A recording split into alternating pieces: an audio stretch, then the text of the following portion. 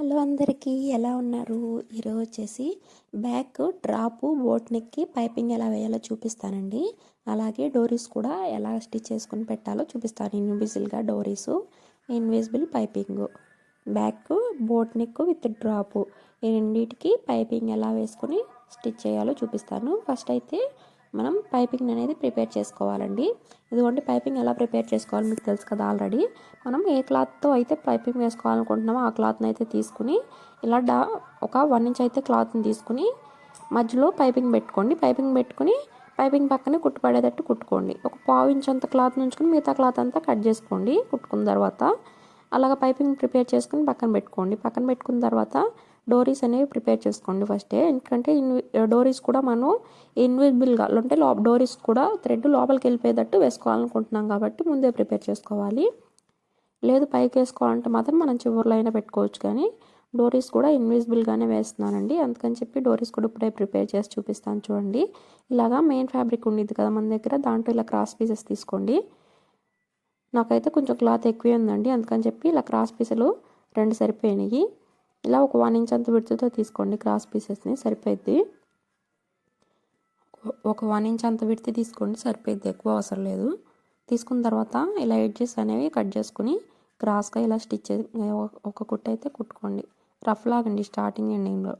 Rough లాగటం మర్చిపోవద్దు, లేకపోతే కుట్టు ఊడిపోయింది. డబల్ స్టిచ్ వేసుకున్నా ఏం పర్లేదండి, 2 కుట్లైనా కుట్టుకోవచ్చు, గట్టిగా ఉండిద్ది.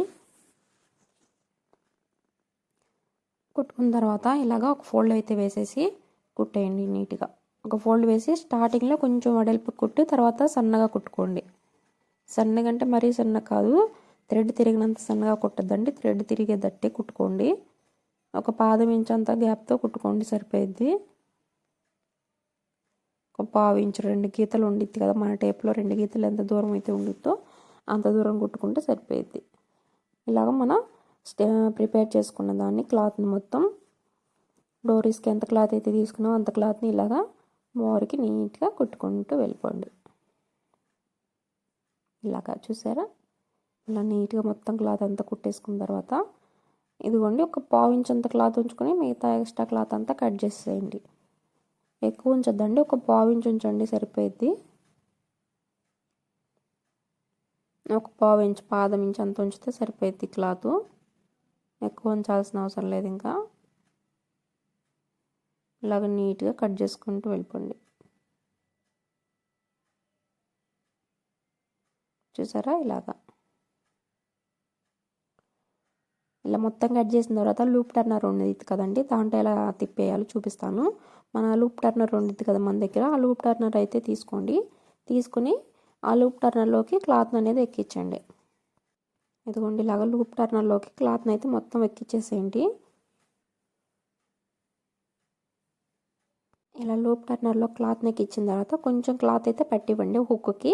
కొంచెం క్లాత్ని హుక్కి పట్టించిన తర్వాత ఇలాగ రివర్స్ చేసేయండి. క్లాత్ని మొత్తం లాగండి, నీట్గా వచ్చేసిద్ది. ఎందుకంటే మనం ఫుల్ క్రాస్ పీస్ తీసుకున్నాము, అలాగే ప్లెయిన్ క్లాత్ తీసుకున్నాం కాబట్టి ఈజీగా వచ్చేసిద్ది. మధ్యలో ఒక జాయింట్ ఉంది కదా, ఆ జాయింట్ దగ్గర కూడా మనం కొంచెం క్లాత్ని అడ్జస్ట్ చేసి లాగేస్తే ఈజీగానే వచ్చేస్తుంది అండి. మొత్తం ఎక్కువ పట్టుకుని లాగండి, కొంచెం కొంచెం పట్టుకుని లాగేసేయండి, ఈజీగా వచ్చేస్తుంది. చూసారా, నేను ఎంత క్లాత్ని ఒకేసారి లాగేస్తున్నాను. ఇలాగా చూసారా, మొత్తం నీట్గా సింపుల్గా వచ్చేసిద్దండి అసలు లూప్ టర్నర్ యూజ్ చేస్తే. అంతకుముందు అయితే కష్టపడి ఇబ్బంది పడేదాన్ని, కానీ ఇప్పుడు మాత్రం లూప్ టర్నర్ తీసుకున్న కాడి నుంచి డోరీస్ ప్రిపేర్ చేయడం ఈజీ అయిపోయింది. కాకపోతే మనకి క్రాస్ పీస్ ఉంటే సరిపోయిద్ది. స్ట్రైట్ పీస్తో కొంచెం కష్టమే, కానీ క్రాస్ పీస్ అయితే ఈజీగా వచ్చేసిద్ది. ఇలాగా చూసారా ఎంత సన్నగా వచ్చిందో మీకు డోరీ చూడండి మీకు ఎంత సన్నగా కనిపిస్తుందో.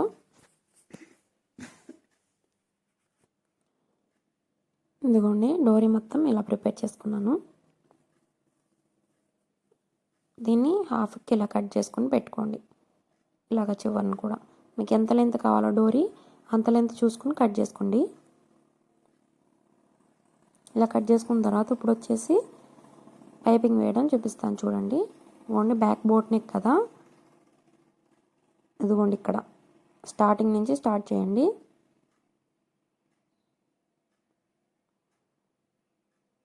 ఇలా స్టార్టింగ్ నుంచి స్టార్ట్ చేసి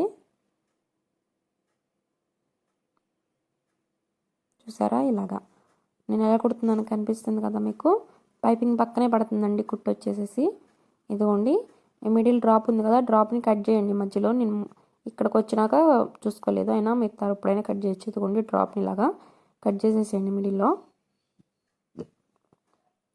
కట్ చేసి పైపింగ్ వేసేయకండి, ఇక్కడ డోరీ స్టిచ్ చేయండి.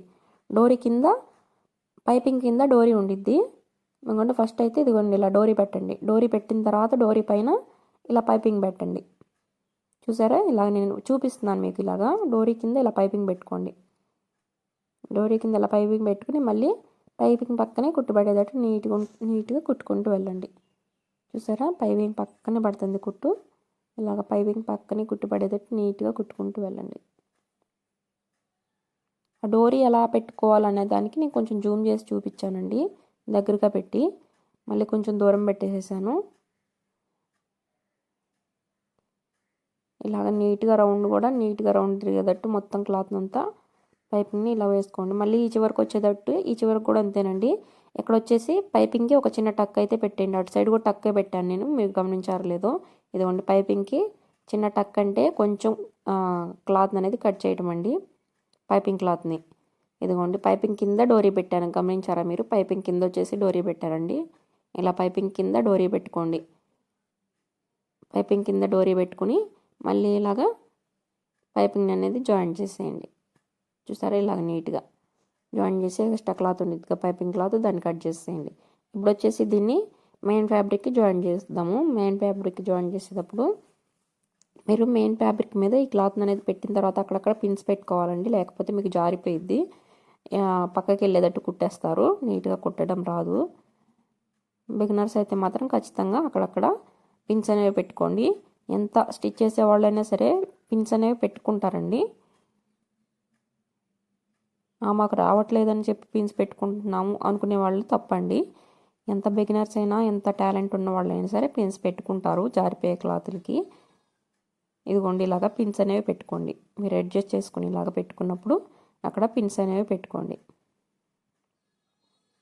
చూసారా, ఇలాగా కింద కూడా పెట్టుకోండి. మీరు పైపింగ్ చుట్టూ పెట్టుకున్నా పర్లేదు, అప్పుడు అసలు కదలదు. మీరు స్టిచ్ వేసుకుని ఎక్కడ స్టిచ్ వేస్తే అక్కడే ఉండిద్ది చక్కగా. ఇలాగా పైకి ఆల్రెడీ కనిపిస్తుంది కదా మీకు కుట్టు. మెయిన్ ఫ్యాబ్రిక్ వచ్చేసి మంచి వైపు పెట్టానండి, రైట్ సైడు. ఈ లైనింగ్ ఫ్యాబ్రిక్ వచ్చేసి పైపింగ్ వచ్చేసి మెయిన్ ఫ్యాబ్రిక్ వైపు ఉండేటట్టు పెట్టాను. చూసారుగా మీకు వీడియోలో కనిపిస్తుంది కదా నేను ఎలా పెట్టానో. ఇలా పెట్టుకుని పైపింగ్ పైన ఆల్రెడీ మనకు కుట్టు ఉంది కదా, మనం స్టిచ్ చేసిన కుట్టు కనిపించిద్దండి లైనింగ్ మీద. అదే కుట్టు మీద కుట్టుకుంటూ వెళ్ళండి. చూసారా, నేను అదే కుట్టు మీద కుట్టుకుంటూ వెళ్తున్నాను నీట్గా. మీరు నిదానంగానే కుట్టుకోండి, ఫాస్ట్గా కుట్టాల్సిన అవసరం లేదు. ఇది నేను ఈవినింగ్ కల్లా ఇచ్చేయాలండి, అందుకని చెప్పి కొంచెం ఫాస్ట్గానే కుట్టాను. నిన్న మార్నింగ్ తీసుకున్నాను, ఈవినింగ్కి ఇచ్చేయమన్నారు. 5:30కి వాళ్ళు తిరుపతి వెళ్తున్నారంట. ఈవినింగ్కి ఇచ్చేయమంటే నేను అర్జెంటుగా కుట్టించాను కస్టమర్కి. ప్యాంటు కూడా అండి, వీడియో అయితే ప్యాంటు కూడా కటింగ్ తీశాను, స్టిచ్చింగ్ కూడా వీడియో కెమెరా ఆన్ చేసి పెట్టాను, కటింగ్ కూడా కెమెరా ఆన్ చేసి పెట్టాను. షూట్ అయితే లేకపోతే లేదు అన్నట్టుగా పెట్టేసేసాను. కటింగ్ మొత్తం వీడియో షూట్ అయింది, కానీ స్టిచ్చింగ్లో మాత్రం సగం వరకు వీడియో షూట్ అయింది, తర్వాత వీడియో షూటింగ్ అవ్వలేదు. నేను చూశాను ఆగిపోవటం, మళ్ళీ నేను ఆన్ చేయలేదండి, అప్పటికే టైం అయిపోయింది. ఫాస్ట్గా కుట్టేసేసి ఇంకా కెమెరా కూడా ఆన్ చేసిన సేకపోయి ఇచ్చేసాను. చివరిలో ఒక వీడియో క్లిప్ అన్నా తీసుకుంటానికి కూడా టైం లేదండి అసలు సరిగ్గా టైము. నేను అందుకని కొంచెం ఏదో చిన్న క్లిప్ అయితే తీసాను అంతే. ఎందుకండి లోపల క్లాత్ అంతా మళ్ళీ కుట్టేసిన తర్వాత ఇలా కట్ చేసేయండి. ఇలా నీట్గా లోపల క్లాత్ అంతా కట్ చేసేయండి. మెయిన్ ఫ్యాబ్రిక్ క్లాత్ ఉంది కదా, దాన్ని కట్ చేసిన తర్వాత ఈ క్లాత్కి అంతా ఇలాగ టక్స్ పెట్టేయండి. అక్కడక్కడ టక్స్ అంటే చిన్న చిన్న ఘాట్లు అండి. ఇలాగ క్లాత్ని కట్ చేయటం, టక్స్ పెట్టండి. ఇలాగా టక్స్ అంటే చిన్న చిన్న ఘాట్లు పెట్టడం, అక్కడక్కడ క్లాత్ని కొంచెం కత్తిరించడం అని. రౌండింగ్ మొత్తం డ్రాప్కి పైన కింద అంతా ఇలా పెట్టేసిన తర్వాత చూసారా, ఇలా క్లాత్ అనేది లోపల సైడ్కి పెట్టి తిప్పేయండి. లైనింగ్ క్లాత్ని లోపల సైడ్కి తిప్పేసిన తర్వాత డోరీ పట్టుకుని లాగితే చివరి కొనలు కూడా ఇలా నీట్గా వచ్చేస్తాయండి. ఇగోండి ఇప్పుడు వచ్చేసేసి పైపింగ్ పక్కనే ఒక కుట్టు కుట్టండి. మెయిన్ ఫ్యాబ్రిక్ పైన లోపల తిప్పేసాం కదా లైనింగ్ని, ఇలా పైపింగ్ పక్కనే ఒక కుట్టు కుట్టండి. నీట్గా పక్కనే వచ్చేటట్టు కుట్టండి. మళ్ళీ కొంచెం షేప్ అవుట్ అవ్వకుండా నీట్గా కుట్టుకోండి. చూసారా, ఇలాగ నీట్గా కుట్టండి. నేను దీనికి వచ్చేసి 12 నెంబర్ పైపింగ్ థ్రెడ్ అనేది యూజ్ చేశాను. మీకు చెప్పాను కదా ఆల్రెడీ, మీకు వీడియోలో చెప్తానే ఉంటున్నానండి. ఇన్విజిబుల్ పైపింగ్ వేస్తే 12 నెంబర్ యూజ్ చేస్తాను. నార్మల్గా పైకి వేసే పైపింగ్ అయితే మాత్రమే 9 నెంబర్ యూజ్ చేస్తానండి. అప్పుడే నీట్గా కనిపించిద్ది. ఇన్విజిబుల్గా వేసేటప్పుడు 9 నెంబర్ యూజ్ చేస్తే మాత్రం బాగా సన్నగా కనిపించిద్దండి. అసలుకి ఇలా కెమెరాలో పైపింగ్ థ్రెడ్ కూడా షూట్ అవ్వదు, బాగా సన్నగా ఉండిద్ది, మనకి కనిపించినట్టు ఉండిద్ది. అందుకని చెప్పి ఇన్విజిబుల్గా వేసేటప్పుడు మాత్రం 12 నెంబర్ యూజ్ చేస్తాను. ఇలాగా కొన తిరిగిన చోట కూడా ఇలా నీట్గా కుట్టుకోండి. పైపింగ్ పక్కనే పడాలండి. కుట్టు వచ్చేసి నీట్గా చిన్నగా కుట్టుకోండి.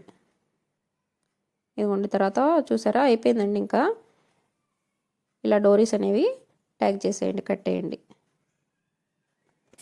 ఇలా నీట్గా వచ్చేసింది. చూసారా ఎంత చక్కగా వచ్చేసిందో, సింపుల్గా చూసారా ఎంత చక్కగా వచ్చేసిందో. డోరీస్ కూడా పైపింగ్ కిందకి వెళ్ళి ఇన్విజిబుల్గా. ఈ వీడియో నచ్చితే లైక్ చేయండి. Thank you for watching.